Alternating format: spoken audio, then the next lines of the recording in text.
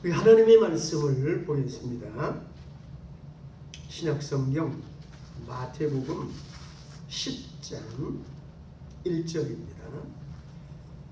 마태복음 10장 1절 한 절을 읽고 제가 고린도후서 12장 7절에서 9절까지를 또 연속해서 읽어드리겠습니다. 마태복음 10장 1절입니다. 예수께서 그 12 제자를 부르사 더러운 귀신을 쫓아내며 모든 병과 모든 약한 것을 고치는 권능을 주시니라. 고린도후서 12장 7절입니다. 여러 계시를 받은 것이 지극히 크므로 너무 자고하지 않게 하시려고 내 육체에 가시 곧 사단의 사자를 쳤으니 이는 나를 쳐서 너무 자고하지 않게 하려 하심이니라. 이것이 내게서 떠나기 위하여 내가 3번 주께 간구하였던 내게 이르시기를 내 은혜가 내게 족하도다. 이는 내 능력이 약한 데서 온전하여 춤이라 하신지라. 이러므로 도리어 크게 기뻐함으로 나의 여러 약한 것들에 대하여 자랑하리니 이는 그리스도의 능력으로 내게 머물게 하려 함이라. 아멘.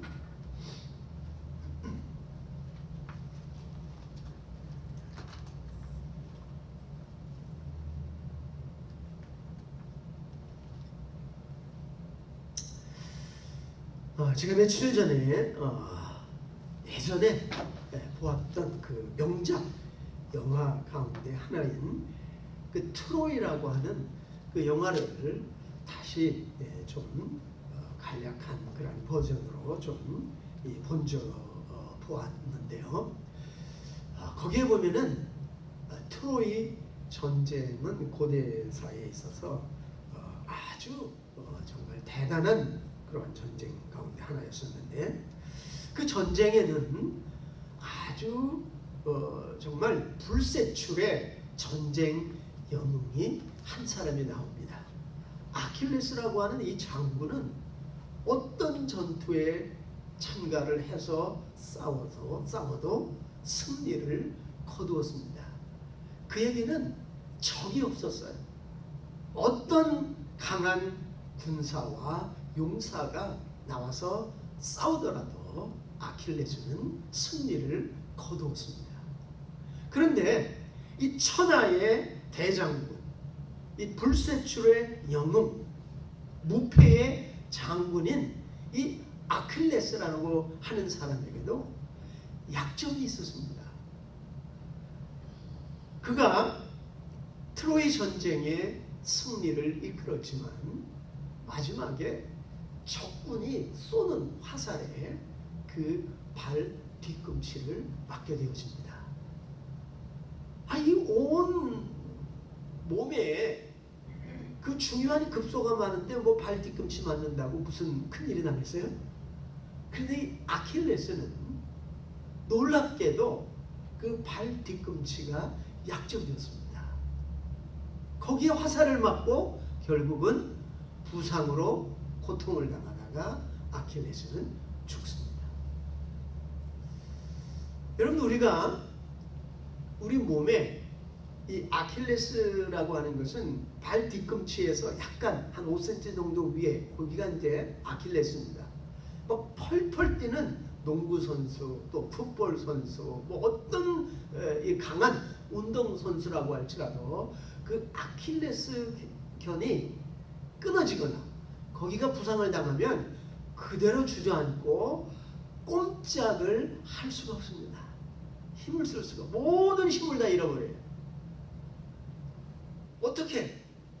뭐 머리 다친 것도 아니고 뭐 무릎 다친 것도 아니고 발 뒤꿈치가 조금 부상당했다 그래가지고 그렇게 건강하고 튼튼한 운동선수들이 한순간에 맥을 못 쓰고 그냥 쓰러져 버려요. 결코 경기를 다시 할 수가 없어요. 자, 이거는 무엇을 이야기하는가 하면은 사람은 아무리 완벽해 보이고 완전해 보여도 약점이 있다는 거예요. 약한 면이 있다는 거예요. 여러분, 그런데 놀랍게도 사탄은 우리의 약점을 너무나도 잘 알고 있어요. 우리의 약한 면을 사탄은 공격을 해서 넘어뜨리려고 한다는 거예요. 자, 완전한 사람은 아무도 없어요. 그래서 성경은 모든 사람이 죄인이다. 의인은 없나니 하나도 없다 그랬어요. 자, 우리는 다 죄인이고 다 약한 면을 가지고 있습니다. 신체적으로 완벽하고 건강해 보여도 뭔가 약점이 있어요. 그래서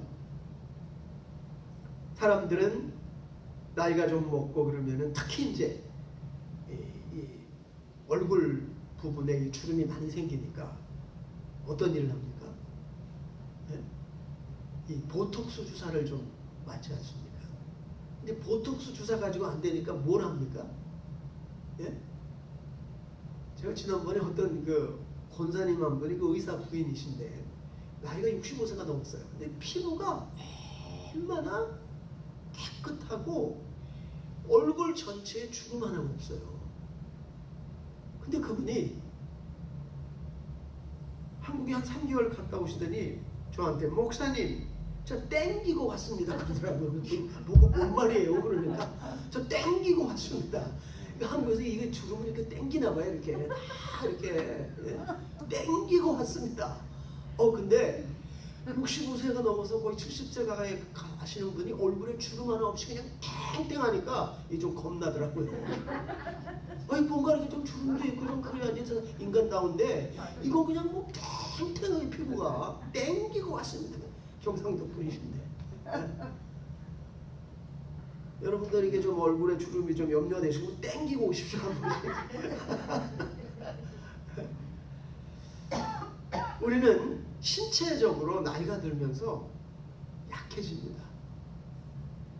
주름이 생기고 우리의 모든 이 육체적인 기능들은 이제 퇴화되기를 시작을 합니다. 그리고 정신적으로 또 약한 면을 가지고 있어요. 정신적으로 좀 힘들고 어려운 사람들 쉽게 또 우울증에 걸리잖아요. 이 우울증이 또 얼마나 무서운지요. 이 우울증에 걸려 있으면요, 높은 아파트에 절대 살면 안 돼요. 왜? 아파트 바깥을 보면요 자꾸 뛰어내리고 싶어요. 근데 이 뛰어내리고 싶은 게 왜 그렇게 뛰어내리고 싶나 제가 알아보니까요, 이 우울증 환자들에게는 만일에 한 뭐 20층에 산다 그러면 그 밑에 보면요 뻔한 솜이불에다가 장미꽃 화원에다 이런 게 쫙 펼쳐져 있어가지고요 거기 가면 너무 행복할 거라고 그렇게 느껴진대요. 네? 그러니까 가만 놔두면요 자기도 모르게 그 베란다를 넘어가지고 뛰어내릴 수가 있어요. 우울증 환자들은 절대 높은 곳에 가면 안 돼요. 이게 뭐 정신적으로 약한 면을 가지고 있어요. 그리고 우리는 또 기질적인 연약함이 있습니다. 어떤 사람은 기질이라고 하는 거는 유전적인 거예요. 그런데 어떻게 고칠 수가 없는 겁니다. 어떤 사람은 막 화를 잘 내잖아요. 분노하고 화를 잘 내잖아요. 그 기질이 그래요. 기질이. 그 부모로부터 그 기질을 물려받았어요. 네? 좋지 않은 기질인데 유전적으로 그게 그뿐만이 아니라 유전적으로 물려받는 많은 것들이 또 있잖아요. 예? 예를 들면 당뇨라든가 고혈압이라든가 지금 우리가 이야기 성인병 이런 것들이 어떻게 보면 다 이 유전적인 거예요. 유전적인 요인이 굉장히 많습니다. 물론 건강관리를 잘못해서도 그렇지만 부모가 그 조상 가운데 그런 질병에 걸려서 돌아가신 분들이 특히 이제 이런 걸로 돌아가셨다든가 암이 걸려서 돌아가셨다든가 그러면은 그런 게 굉장히 강해요. 나도 그런 질병에 노출될 수 있는 그런 확률이 굉장히 높아요. 그 우리 사람도 어머니가 심장마비로 돌아가셨어요. 그렇기 때문에 조금만 뭐 이렇게 뭐 있으면은 그것에 대한 어떤 공포가 돼 있어요. 지난번에 막 뭐 이렇게 좀 막 갑자기 이렇게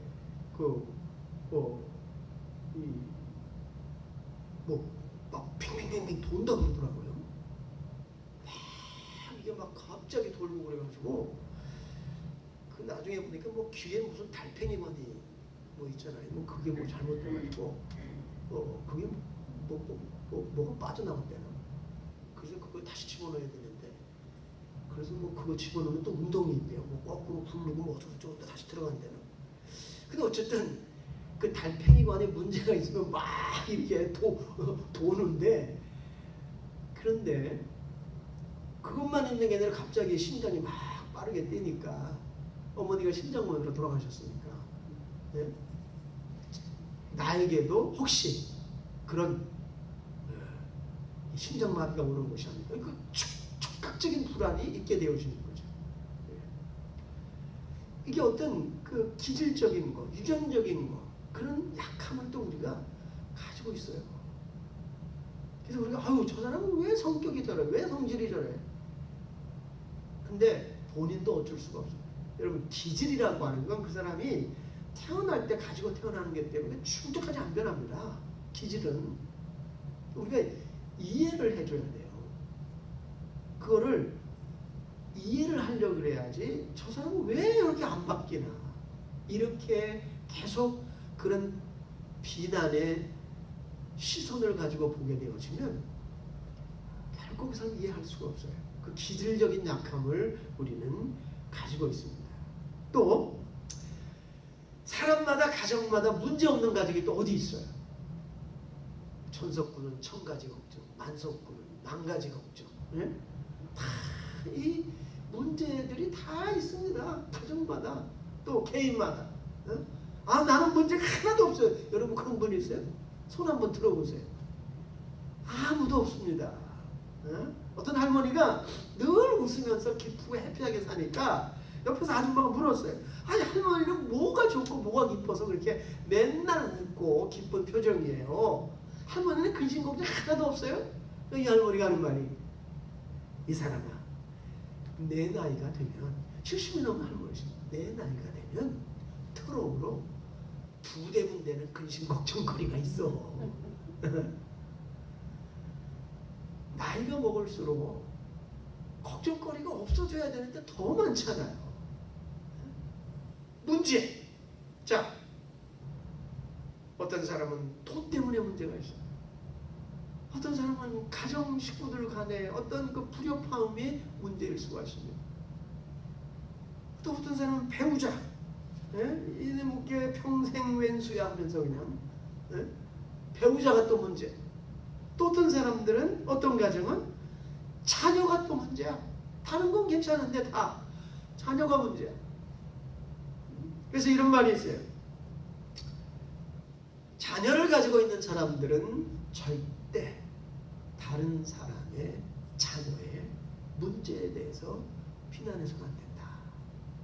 왜? 내 자녀가 지금 저렇게 멀쩡해도 언제 어떻게 바뀔지 모르잖아요. 자녀 문제는 결코 우리가 건드려서는 안 됩니다. 다른 사람의 자녀에 대해서 우리가 이렇다 저렇다 비난하거나 정죄해서는 안 돼요. 이 세상에 자녀가 문제가 있을 때 고통을 받는 그 부모의 그 마음이 얼마나 아프겠어요, 당사자는. 자, 어쨌든 이렇게 우리는 신체적으로, 정신적으로, 기질적으로, 가정적으로, 또 우리 개인적으로 다 문제가 있다고 하는 것은 약한 면이 있다는 겁니다. 그런데 놀랍게도 오늘 본문에 보니까 예수님께서 제자들을 파송하시면서 병 고치는 능력을 주시고 막 귀신도 쫓아내고 막 이런 능력을 주시면서 또 어떤 능력을 주셨는가 하면은, 예수께서 그 12제자를 불러서 더러운 귀신을 쫓아내며 모든 병과 모든 약한 것을 고치는 능력을 주시니라. 약한 것을 고치는 능력을 주시니라. 약점 때문에 힘들어하고 고통을 받는 사람들을 치료해 줄 수 있는, 고쳐줄 수 있는 그 능력을 예수님께서 제자들에게 주셨다는 거예요. 여러분, 어떤 약한 점이 있습니까? 어떤 힘든 점이 있습니까? 이 세상에 그 어떤 누구도 내 약한 점들, 내 문제들을 도와줄 수 없고 해결해 줄 수 없을 것 같지만 예수님은 도와주실 수 있습니다.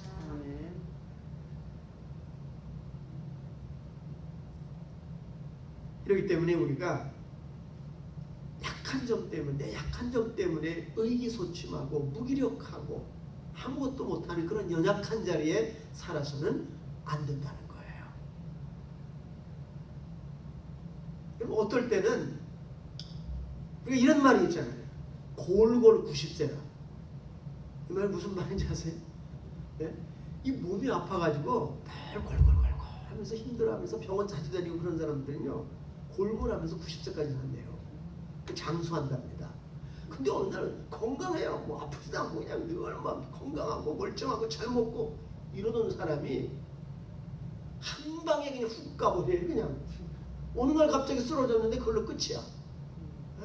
왜? 이 건강하다 보니까 점검 잘 안 하잖아요. 약 잘 안 먹잖아요. 병원에 잘 안 가잖아요. 그러다가 어느 날 갑자기 넘어지게 되어지면은 그걸로 그냥 끝이야. 그런데 약한 사람들은 늘 병원에 자주 드나들어요. 체크업을 자주 해. 그리고 내가 약하다고 하는 것을 알기 때문에 늘 조심해요. 먹는 것도 조심하고 무리하지 않고. 네? 그러다 보니까 큰 사고를 안 당하는 거예요. 왜? 늘 점검을 하잖아. 그러니까 이 약한 면이 오히려 이 사람에게는 축복이 되는 거예요. 아, 건강하고 막 그냥 튼튼하게 잘 먹고 잘 지내는 사람이 넘어졌는데 그걸로 끝이야. 그러니까 건강이 오히려 이 사람에게는 해가 된 거예요. 여러분, 성경에 나오는 가장 잘생긴 사람 중에 하나가 압살롬이었습니다. 다윗의 아들 압살롬은 미스터 이스라엘이었어요. 이스라엘에서 제일 잘생겼어요. 머리부터 발끝까지 흠 하나가 없다 그랬습니다. 그리고 머리가 또 금발이에요. 네? 그러니 인물 잘생겼고 키도 크고, 네? 머리도 금발에다 얼마나 잘생겼겠습니까? 그런데 이 압살롬이 반역을 일으켜가지고 아버지 쫓아내고 왕이 됐잖아요. 그러다가 나중에 이제 결국 쿠데타에 실패하고 도망을 가다가 무엇 때문에 죽는가 하면은 그가 가장 자랑하고 멋있게 생각하던 그 금발 때문에 죽습니다. 여자처럼 머리를 금발을 길게 길렀는데 말을 타고 막 도망가고 뒤에는 이제 군사들이 쫓아오는데 도망가다가요, 나뭇가지가 이렇게 상수리 나무가 이렇게 나뭇가지 큰 게 길가에 뻗어왔는데 도망가다 보니까 말 타고 막 달리는데 바람에 이 머리카락이 막 휘날리잖아요. 네? 그런데 그 머리카락이 이 길로 뻗어나온 나뭇가지 휙 말리면서 말은 빠져나가고 압살롬은 그 나무에 머리카락 때문에 휘말려가지고 대롱대롱 매달려 있어요. 뒤에서 쫓아오는 군사들이 압살롬을 창으로 사정없이 찔러서 죽여버립니다. 가장 그의 자랑거리였던 금발이 그를 죽여버려요. 우리에게 있어서 가장 자랑거리라고 생각되던 것들이 우리를 죽일 수가 있어요. 그런데 우리에게 가장 아픈 약점이라고 생각되는 것이 우리를 살리고 우리를 축복하고 우리를 부유하게 하고 우리를 건강하게 한다는 거예요.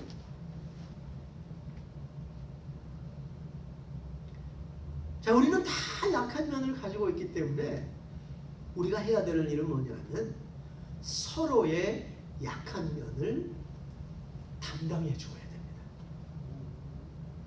이사야 53장 4절에 보면은 예수님께서 우리의 죄를 담당하시고 우리의 슬픔을 담당하고 여러 가지를 다 담당을 하셨지만 예수님은 우리의 약한 면을 다 담당을 하셨다고 했어요.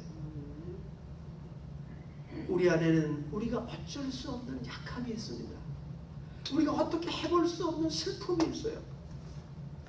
우리가 어떻게 해볼 수 없는 어둠이 있습니다. 그게 다 약한 점들이에요. 그런데 예수님이 우리에게 그것을 다 가져오라고 말씀하십니다.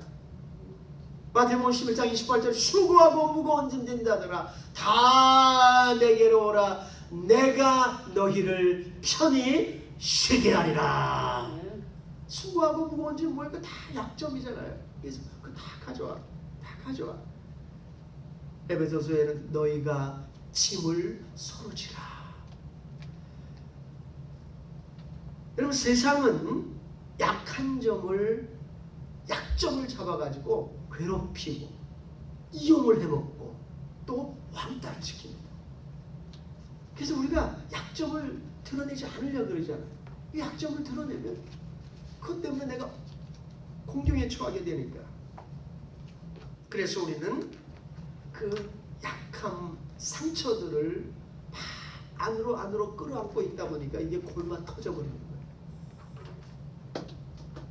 성경은 우리가 서로의 약한 면을 담당해 주라고 그랬어요.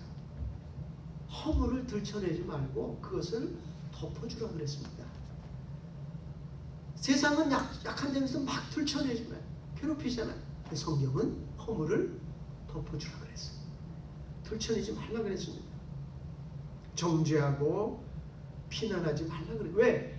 우리가 다른 사람의 그 약한 면을 부족한 면을 비난하고 정죄하고 드러내게 되면은 그것이 나중에 다시 부메랑이 돼서 내게로 돌아온다는 거예요. 우리가 서로 약한 면들을 보충해 줘야 돼요. 자, 여러분 가정이라고 하는 거는 하나님이 우리에게 가정을 최초로 만드신 분이 하나님이세요. 그리고 아담을 만드시고 하와를 만드시면서 하나님께서 그 하와라고 하는 이름 자체가 돕는 자라는 뜻이에요. 돕는 배필. 그러니까 아담이 혼자 있는 게 하나님 보시기에 안 좋았어요. 불완전하다는 거예요. 혼자는 불완전하니까 하나님이 하와를 만들었어요. 그 불완전한 점을 보충해 주라. 네? 이게 부부입니다. 이게 가정이에요. 하나. 완벽한 하나가 되기 위해서는 아담 혼자 가지고는 안 된다는 거예요. 하나님이 돕는 배필을 주어서 도와주라고 그랬어요. 부족한 면을. 그러니까 약한 면을 보충해 주라는 거예요. 그런데 오늘날의 가정들은 그렇지 못한 가정이 너무 많습니다. 그래서 가정이 어려움 당할 때가 많죠. 제가 이번 주에 한 감동 깊은 그 간증을 좀 들었는데 한국에 그 교회에 이 김덕자 권사라는 분하고 한충수 그 장로라고 하는 분이 있는데 이분들이 젊을 때는 사실 하나님을 전혀 모르는 그런 사람들이었어요. 남편은 노름꾼이었습니다. 아내가 결혼을 해가지고 첫 아이를 임신하고 아이를 낳는데 남편은 몇 달에 한 번씩 집에 들어와요. 끊임없이 노름에 취해가지고 가정을 돌보지 않습니다. 그러니까 이 아내가 혼자서 애를 낳았어요. 혼자서 방에서 애가 나오다가 중간에 멈춰가지고 혼절해서 죽을 뻔했어요. 네? 기적적으로 겨우 살아났는데 얼마나 남편에 대한 미움과 분노가 컸겠습니까? 돌아보지도 않고 그 노름에 미쳐가지고 둘째 아이가 태어났는데도 전혀 노름을 중단할 생각을 하지 않고 가정을 돌보질 않아요.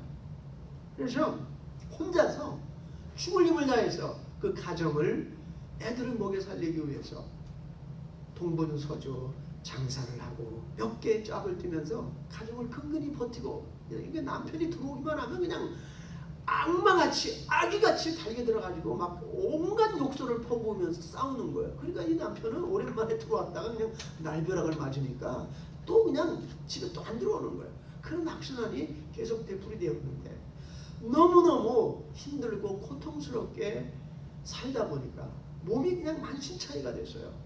그래도 그 병든 몸을 이끌고 애들을 먹여 살려야 되니까 또 나가서 행상을 하고 막 요구르트 같은 거 배달하고 그랬는데 어느 날 담석증이 찾아왔습니다. 근데 이 담석증은 너무너무 고통스러운 거예요. 이게 이 아플 때는 정말 어떻게 감당할 수 없는 그 아픔이 있으니까 도저히 일을 못 나가는 거예요. 일을 할 수가 없었어요. 그래서 할 수 없이 이제 집에서 쉬고 있었는데 어떻게 하면 좋을까? 돈도 없으니까 병원에 가서 치료받을 생각도 못하고. 그런데 갑자기 그 아픈 와중에 그 요구르트를 돌리면서 어떤 그 교회 집사님 한 분이 자기랑 같이 교회 한번 나가보자고 이렇게 그 요청을 한 적이 있었어요. 근데 막 너무 바쁘다 보니까 못 나갔어요. 근데 아이를 시켜서 그 옆집에 이제 얼마 떨어지지 않은 거 사니까 이제 보내가지고 그분에게 내가 좀 교회 나가고 싶으니까 나를 좀 교회에다 데려달라고 그렇게 부탁을 해요. 그래서 그 집사님이 오셨어요. 교회를 데리고 나갔어요. 생전 처음 나가는 거예요. 교회 나가니까 많은 사람이 앉아있고 그러는데 뭐 처음엔 하나도 들어오질 않아요.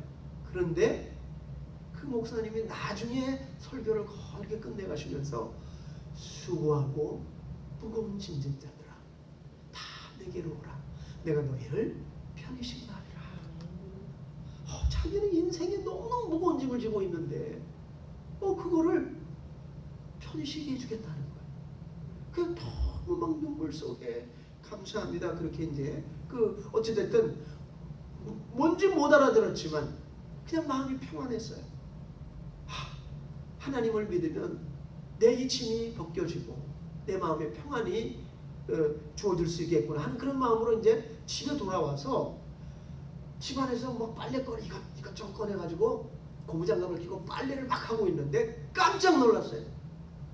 온 몸에 병들고 이 담석증이 너무너무 고통스러워가지고 몇 주 동안에 뭐 집안일을 할 수도 없었어요. 빨래는커녕. 근데 자기가 그냥 빨래를 막 하고 있는데 하나도 안 아파. 이게 웬일이야? 네? 근데 자기가 교회 가서 하나님 내 인생의 무거운 짐 이 병만 좀 고쳐주시면 내가 죽을 때까지 하나님 믿고 살겠습니다. 그런 마음속으로 그런 기도를 하고 왔거든요. 근데 진짜 고무장갑 끼고 빨래를 벅벅한 하나도 안 아파? 네? 이게 도대체 어떤 일인가? 네? 그리고 몸 안에 다른 아픈 것도 있었는데 다 괜찮아 움직여봐도 이분이 하나님 나를 고쳐주셨구나 하는 생각이 들어가지고요. 고무장갑 낀 채로 방에 들어와가지고 그 손으로 손을 붙들고 하나님 고마워. 하나님 감사해. 나 한 번밖에 교회 나가지 않았는데 이렇게 하나님이 내 병 고쳐주셨는데 나는 배운 것도 없고 돈도 없고 아무것도 없지만 이 몸 하나 지금부터 하나님께 드리겠습니다. 그러면서 열심히 교회를 참석을 하기 시작했어요. 그런데 어느 날 말씀을 듣는데 하나님께서 그 목사님의 입을 통해서 그 말씀을 주신 에베소 5장 22절의 말씀을 하는데 그게 마음에 확 부딪히는데 그게 무슨 말인고 하면은 아내들이여 남편에게 복종하기를 주께 하듯하라. 아니 자기는 남편만 들어오면 목숨 걸고 싸우면서 대들고 그냥 아기같이 그렇게 굴었는데 왜? 이 남편이 노름에 미쳐가지고 가족을 전혀 안 돌보잖아요. 그러니까 목숨 걸고 싸웠는데 하나님 말씀 보니까 이 남편에게 복종하고 남편에게 따르라는 거예요. 도저히 그럴 수 없었지만 자기 병을 고쳐주신 하나님이 자기에게 그렇게 하라고 이야기를 하니까 내가 남편에게 너무 잘못했구나. 그러면서 이제 어떻게 이 남편을 다시 집에 돌아오게 할 수 있을까 하는데 어느 날 하나님이 이제 그 말씀을 듣고 이 마음이 풀어져 있는데 뭐라고 하나님께서 말씀하시는가 하면은 가서 네 남편 데려와라 지금. 하나님 우리 남편은 지금 몇 달 안 들어왔어요. 노름에 미쳐가지고 들어올 생각도 안 해. 아니다 괜찮아. 지금 당장 가. 네 남편이 그러는 게 아니다. 그 속에 사탄이 마귀가 들어가가지고 끊임없이 그렇게 하게 하는 거니까 내가 지금 역사할 테니까 가서 데려와라. 그래서 남편이 놀러 가는 곳으로 갔어요. 그래가지고 그 남편에게 이야기를 합니다. 여보 지금까지 돈 잃은 거 생각하지 말고 당신 10년 동안 돈 잃어버렸는데 그거 다 잊어버리고 나도 이제 생각 안 할 테니까 당신하고 나하고 아직 젊은데 지금부터 열심히 노력하면 우리 애들 잘 키울 수 있어요. 우리가 집 한 칸이라도 마련해서 남들 보기에 떳떳하게 살 수 있어요. 제발 집으로 들어오세요. 그렇게 간청하니까 남편이 대뜸 뭐라 그러는 거 하면 그래 알았어 내일 들어갈게. 그렇게 이야기를 하는데 근데 이상하게 남편의 그 말이 마음에 확 믿어지는 거예요. 이 사람이 내일 들어오겠구나. 하나님 하라고 했어요. 근데 정말 남편이 그 다음날에 들어왔어요. 그런데요 놀랍게도 남편이 그 후로 도박을 완전히 끊었어요. 한 번도 도박하는 장소에 가지 않는 거예요. 성실하게 일하면서 가정에 충실해. 너무너무 바뀐 거예요. 너무 기쁘고 너무 감사하고 하나님 감사해요. 그런데 문제가 생겼어요. 이 남편이 집에 들어온 건 좋은데 교회 가는 걸 너무너무 싫어하는 거야. 그 성경 막 다 찢어버리고 교회 간다고 때리고 그래도 계속 갔어요. 응? 하루는 교회 갔다 오니까 남편이 부엌에서 식칼을 들고 왔어요. 이런저런 욕을 하면서 그렇게 하지 말라고 하면서 욕을 내가 당신 다른 건 내가 다 순종하고 복종하는데 교회 가는 것만큼은 내가 당신에게 복종할 수 없어. 난 죽어도 갈 거야. 식칼을 들고요 하는데 옛날 같으면 막 대하고 싸웠는데 마음에 갑자기 가만히 있어라. 주님이 가만히 있어라. 그래서 그냥 남편 앞에 무릎을 탁 꿇었어요. 머리를 냈어요. 그러니까 식칼로요.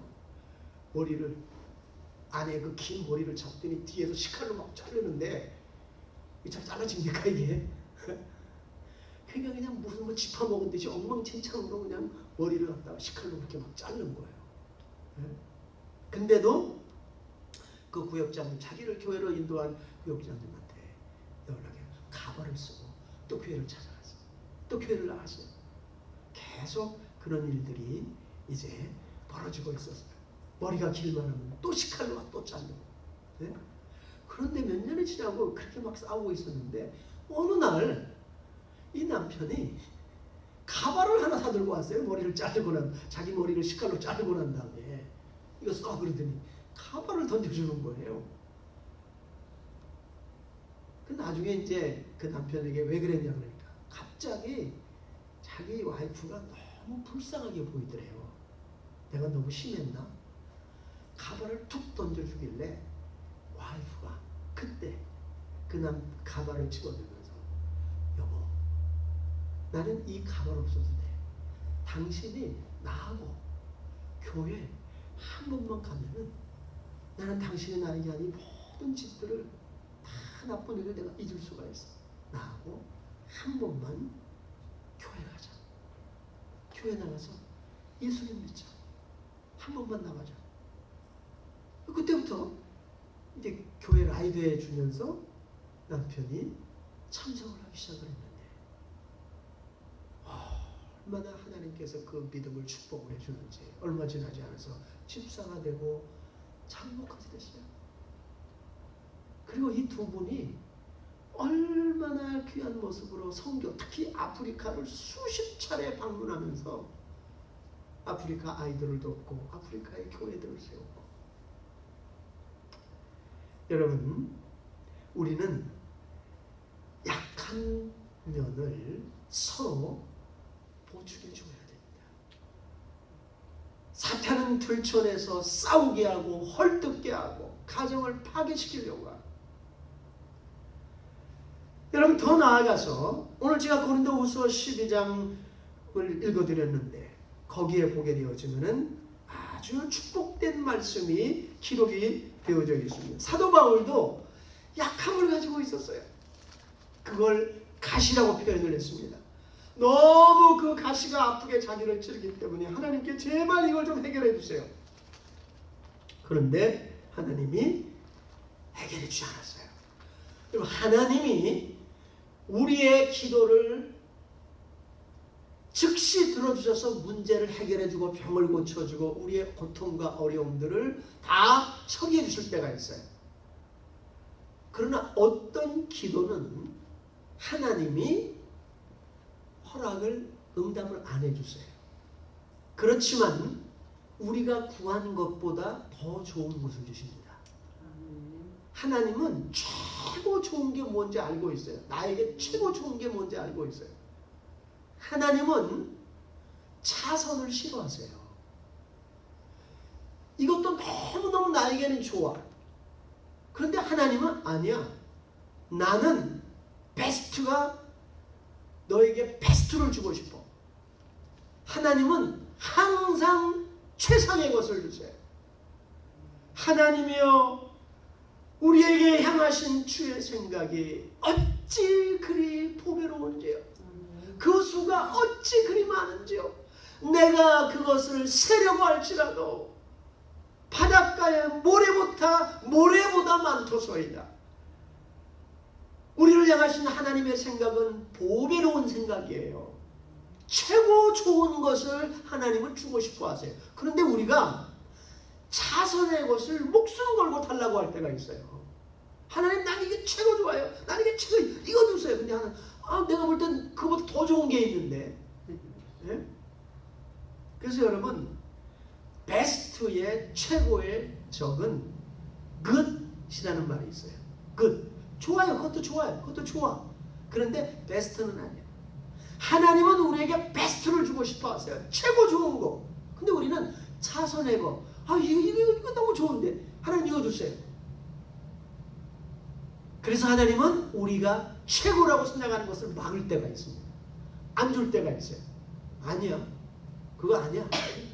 근데 우리는 하나님이 그거 안 주면 막 정말 어린아이같이 땡깡 부릴 때가 있단 말이에요. 하나님 왜 안 주세요? 왜 안 주세요? 입장 바꿔놓고 생각하시고 왜 안 주세요? 하고 막 땡깡 부린단 말이에요. 근데 하나님은 아니야. 그건 최선의 것이 아니기 때문에 그래. 최고 좋은 게 아니기 때문에. 여러분들이 무언가를 위해서 간절히 기도했는데도 아직 받지 못하고 계시다면 기도를 바꾸세요.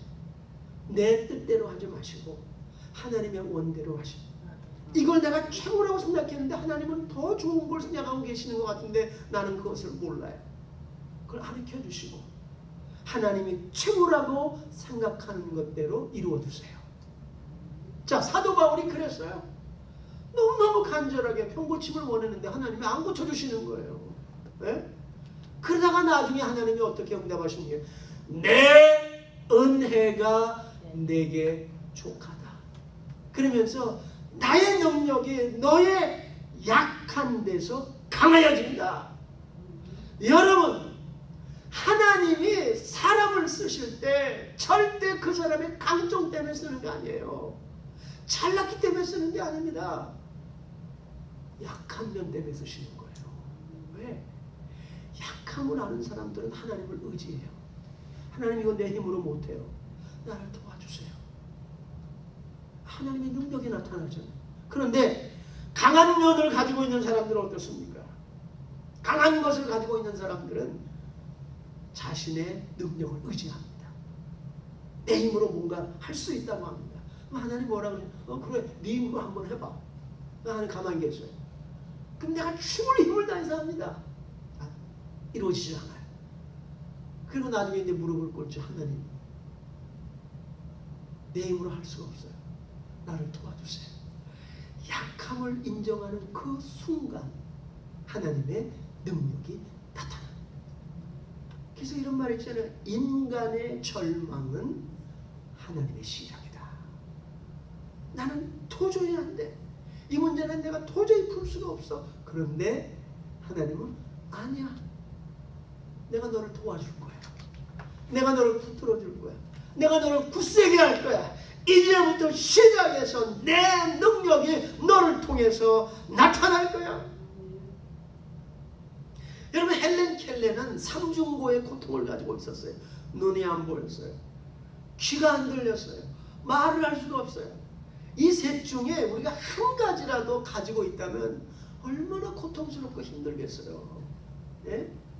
그런데 헬렌 켈레는 그것을 세 개의 그 고통과 어려움을 겪고 있었어요. 그런데 여러분, 하나님이 헬렌 켈러를 쓰니까 어땠습니까? 이 삼중고의 고통을 앓고 있는 헬렌 켈러는 전 세계 장애인들의 희망이 되어지는, 그리고요 이 삼중고의 고통을 갖고 있으면서 헬렌 켈러는 박사학위까지 받습니다. 하나님은 인간이 절대 불가능하다고, 절대 할 수 없다고 생각되는 그것을 이루실 수 있는 능력이 있는 분이신 줄로 믿습니다. 루즈벨트는 소아마비 환자였어요. 베토벤은 귀머거리였습니다. 그가 소나타 월광 그 소나타 9을 그 베토벤이 작곡할 때 그의 귀는 전혀 안 들렸어요.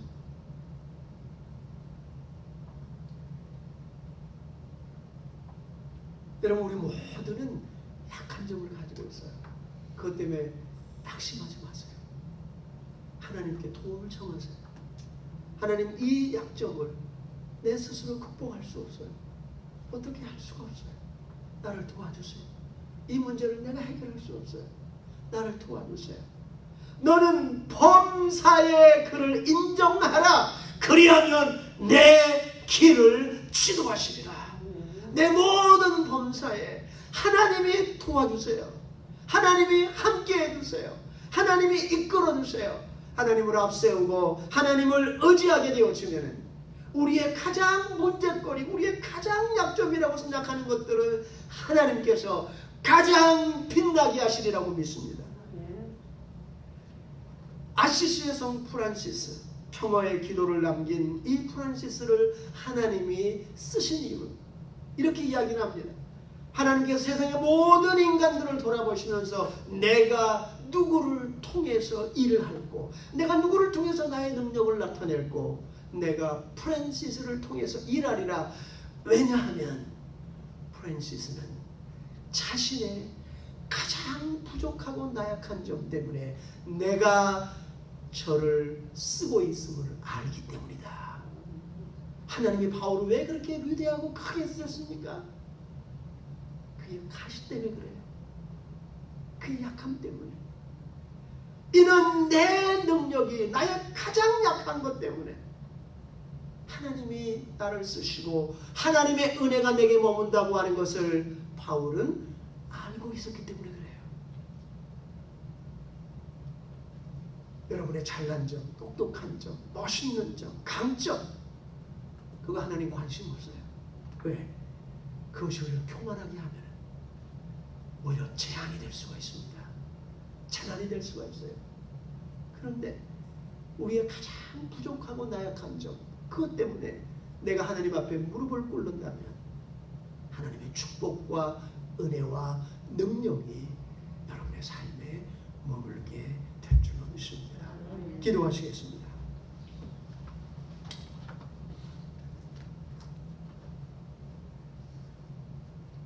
사랑의 하나님, 오늘 저희들이 이렇게 주님 앞에 나와서 주님의 귀한 말씀을 듣게 하시니 너무나 감사를 드립니다. 우리는 연약함 때문에 슬퍼하고 낙심하고 좌절할 때가 많습니다. 우리가 갖고 있는 여러 가지 문제들로 인해서 왜 나에게 이런 어려운 문제들이 자꾸 생기는가, 이렇게 마음 아파할 때가 많고, 이런 것으로 인해서 우리의 담대함을 잊어버리고 생기 있는 모습으로 살지 않고 무기력하고 연약한 발걸음을 띄울 때가 얼마나 많습니까? 우리 하나님께서 저희를 도와주시옵소서. 우리의 약함이 강함이 될 수 있도록, 약한 점 때문에 낙심하고 좌절하는 것이 아니라 하나님께 기도해서 그것이 놀라운 하나님의 은혜로 바뀌게 하옵소서. 예수님의 이름으로 기도드립니다. 아멘. 우리 잠시 광고 드리겠는데, 오늘 우리 한국에서 우리 김정래 집사님